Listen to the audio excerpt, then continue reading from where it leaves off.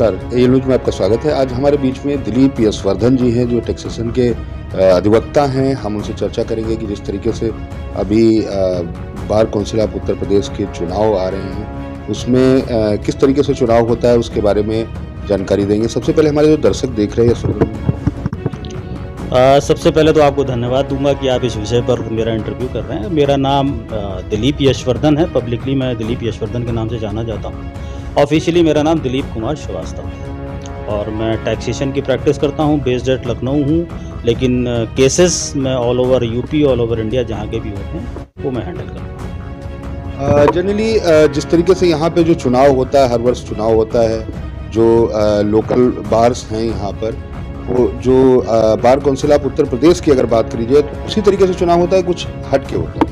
नहीं, bar council of Uttar Pradesh जो legal profession है उसकी गवर्निंग बॉडी है। मतलब कि जब कोई बच्चा लॉ ग्रेजुएट होकर के निकलता है और उसको वकालत करनी होती, तो वकालत करने का जो लाइसेंस है वो bar council of Uttar Pradesh देता है। Bar council of Uttar Pradesh में रजिस्ट्रेशन के बिना कोई व्यक्ति, कोई लॉ ग्रेजुएट अपने आप को वकील नहीं कह सकता है और किसी कोर्ट में प्रैक्टिस भी नहीं कर सकता है। तो बार काउंसिल के जो चुनाव होते हैं वो लोकल बार से हट के होते हैं, क्योंकि एक शहर में, एक डिस्ट्रिक्ट में अलग अलग फोरम पर कई सारी बारें होती हैं। जैसे अब स्पेशलाइज्ड कोर्ट्स बन गई हैं, वहाँ की स्पेशलाइज्ड अलग बार होती है। हाई कोर्ट है तो हाई कोर्ट की अलग बार होगी, डिस्ट्रिक्ट कोर्ट की अलग होगी, टैक्सेशन की अलग होगी, फैमिली कोर्ट की अलग होगी। लेकिन इन सारी बारों को जो रिकॉग्निशन देती है वो bar council of Uttar Pradesh देती है। मतलब इंडिविजुअल व्यक्ति को प्रैक्टिस का लाइसेंस देने का काम भी, अधिकार भी बार काउंसिल ऑफ यूपी का है, और जो लोकल स्तर पे बार फॉर्म होती हैं उनको रिकॉग्निशन देने का अधिकार भी bar council of Uttar Pradesh का है। और इसके जो चुनाव होते हैं इसमें वोटर पूरे उत्तर प्रदेश के जितने भी वकील हैं जो bar council of Uttar Pradesh में रजिस्टर्ड हैं वो इसके वोटर होते हैं। अच्छा बताइए दिलीप जी, जिस तरीके से अगर बात करी जाए कि सदस्य का जो चुनाव होता है इसमें जैसे सदस्य चुने जाते हैं तो कितने सदस्य चुने जाते हैं? 25 सदस्य चुने जाते हैं अभी तक का जो पीछे का रिकॉर्ड रहा है। अब चूंकि चुनाव 2024 में प्रस्तावित हैं, अगर कोई बदलाव होता है तो मैं नहीं कह सकता, लेकिन आज की डेट में 25 मेंबर्स चुन के जाते हैं और उन्हीं 25 मेंबर्स में bye rotation chairman, vice chairman वो इंटरनल इलेक्शन के थ्रू चुने जाते हैं। जिस तरीके से बात 2024 की है, चुनाव 2024 में होगा, तो अभी से जो लोग तैयारियां कर रहे हैं वो क्या आगे के लिए भी, जो सदस्य के बाद भी वो अपनी कोई तैयारियां कर रहे हैं या सदस्य होने के बाद ही? जिन्होंने अभी तैयारी शुरू करी है वो उन्होंने देरी कर दी है, क्योंकि ये चुनाव बहुत बड़ा है। आप ऐसे समझिए कि उत्तर प्रदेश में 403 विधायिका की सीटें हैं। 403 विधायक चुनाव लड़ते हैं, 80 सांसद चुनाव लड़ते हैं, और इतने बड़े क्षेत्र में एक वकील अकेला चुनाव लड़ता है।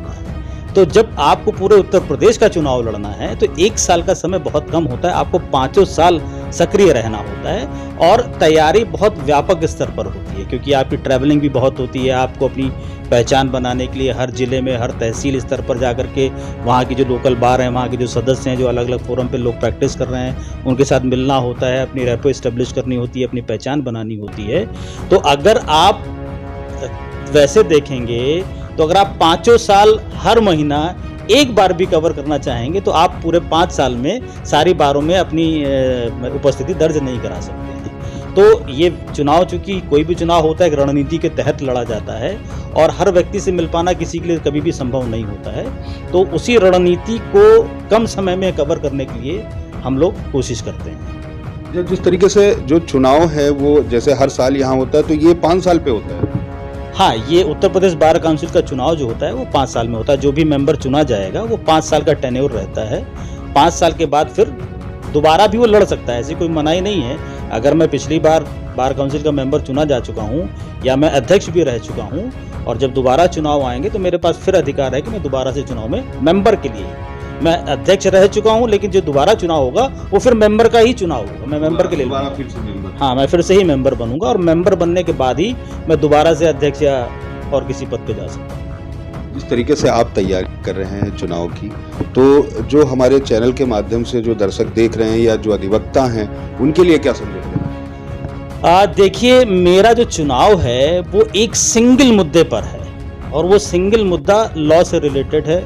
हमारा जो वकील हैं, हमें जो प्रैक्टिस का अधिकार मिलता है वो हमारे एडवोकेट्स एक्ट 1961 से मिलता है उस एडवोकेट्स एक्ट में एक चैप्टर है और चंद सेक्शंस हैं, आप लीगली शायद उन बातों को न समझ पाएँ। उन सेक्शंस में हमें ये अधिकार दिया गया है कि लॉ की प्रैक्टिस करने का अगर किसी को अधिकार है तो वो ओनली एडवोकेट है, मतलब केवल अधिवक्ता ही है जो लॉ की प्रैक्टिस कर सकता है। लेकिन बाद के कुछ सेक्शंस ऐसे हैं जिसमें इस अधिकार को डाइल्यूट कर दिया गया है। उस डाइल्यूजन की वजह से बहुत सारे ऐसे कानून हैं जिनमें वकीलों के अलावा और अन्य लोगों को, प्रोफेशनल्स और नॉन प्रोफेशनल्स दोनों को रिप्रेजेंटेशन का अधिकार दे दिया गया है, कानून की प्रैक्टिस का अधिकार दे दिया गया है। तो मेरी लड़ाई सिर्फ एक मुद्दे पर है कि मुझे एडवोकेट्स एक्ट का सेक्शन 29 बिना किसी कंडीशन, बिना किसी प्रावधान के हर सेंट्रल और स्टेट एक्ट में लागू कराना है। और मेरी लड़ाई इस बात को लेकर के बहुत दिन से चल रही है। ये लड़ाई कह लीजिए, मिशन कह लीजिए। और मैं सरकार से और bar council of Uttar Pradesh से, bar council of other states of India, bar council of India, इनसे मेरा लगातार पत्राचार चल रहा है और लगातार मेरी वकीलों से इसी बात को लेकर के हो रही है। कई सेमिनार्स में मैंने इस बात को लेकर के लोगों को एड्रेस किया है और हर आदमी मेरी इस बात से राज़ी है कि हाँ, ये कमी है एडवोकेट्स एक्ट में, जिसकी वजह से वकीलों के अधिकारों का हनन हो रहा है और इस कमी को ठीक होना बहुत ज़रूरी है। तो मेरा एक ही मुद्दा है, बाकी जो लोग चुनाव लड़ते हैं वो कोई वकीलों के बैठने के मुद्दे को लेता है, कोई उनकी सिक्योरिटी को लेकर के लड़ता है, कोई किसी बात को लेकर के लड़ता है। मेरा ये कहना है कि अगर जो बीज है वो बीज अगर स्वस्थ होगा तो पेड़ अपने आप अच्छा निकलेगा। तो मेरे बीज में मुझे कमी नज़र आ रही है, तो मुझे उस बीज की कमी को ठीक करना है। जब वो कमी ठीक हो जाएगी तो जो वकालत का पेड़ है वो अपने आप स्वस्थ और बढ़िया निकलेगा और अच्छा फल देगा। बात जिस तरीके से आपने कहा कि आपका ये मुद्दा है, अगर बात करी जाए यहाँ लोकल जो बाहर से हैं, छोटी छोटी बातों पे जो अधिवक्ता यहाँ छोटी छोटी बातों पे धरना देते हैं, जो जिस तरीके से, तो कहीं ना कहीं हमें लगता है कि अधिवक्ता तो वैसे ही मजबूत है, लेकिन जो आप जो उद्देश्य लेकर के चुनाव लड़ रहे हैं उसमें एक बड़ी मजबूती आएगी। हाँ, बिल्कुल मजबूती आएगी और वो एक कानूनी अधिकार है। वो लड़ाई कोई ऐसा नहीं कि मैं कुछ अलग से मांग कर रहा हूँ, वो एक कानूनी अधिकार है और वो अधिकार भारत के संविधान ने हर प्रोफेशनल को दिया है। आपने एक विशेषाधिकार हर प्रोफेशनल को दिया है, तो वकीलों को क्यों नहीं? या वकीलों के विशेषाधिकार में ये इंटरफेरेंस क्यों? कोई दूसरा प्रोफेशनल या नॉन प्रोफेशनल हमारे वर्ग क्षेत्राधिकार में इंक्रोचमेंट क्यों कर रहा है, जबकि हमारे पास ये अधिकार नहीं है कि हम किसी और के कार्य क्षेत्र में जाकर के इंक्रोचमेंट कर पाएं। तो हमारा सिर्फ ये कहना है कि जिस तरीके से इंडिया के बाकी प्रोफेशनल्स हैं उनका अपना एक विशेषाधिकार है, उसी तरीके से वकीलों का जो विशेषाधिकार हमारे एक्ट में लिखा है उसको आप एज इट इज़ लागू कर दीजिए। बाकी के जो अगले प्रावधान हैं जिसमें हमारा वो अधिकार कहीं ना कहीं डिस्टर्ब हो जा रहा है, आप उस प्रावधानों को हटा दीजिए और सेक्शन 29 ऑफ एडवोकेट्स एक्ट को हर स्टेट और सेंट्रल एक्ट में एज इट इज़ लागू कर दीजिए, जैसे हमारे एडवोकेट्स एक्ट में लिखा हुआ है।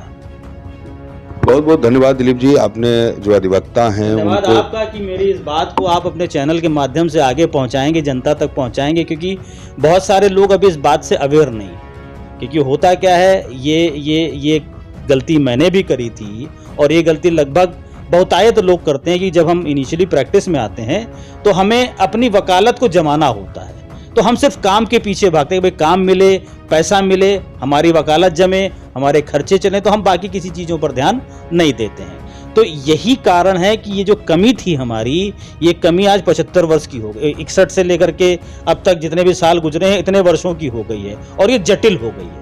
तो अब इस जटिलता को हटाने के लिए लड़ाई बड़ी मजबूती से लड़नी पड़ेगी और वो लड़ाई तभी लड़ी जा सकती है जब आपके पास कोई अधिकार हो। और वो ये मुद्दा किसी ने नहीं उठाया, इससे पहले मेरी जानकारी में नहीं उठाया। मैंने बहुत लोगों से बात करी, इस तरह का मुद्दा या इस पर्टिकुलर चीज को लेकर के अभी तक किसी ने मुद्दा उठाया नहीं, मेरी जानकारी में ऐसा नहीं है।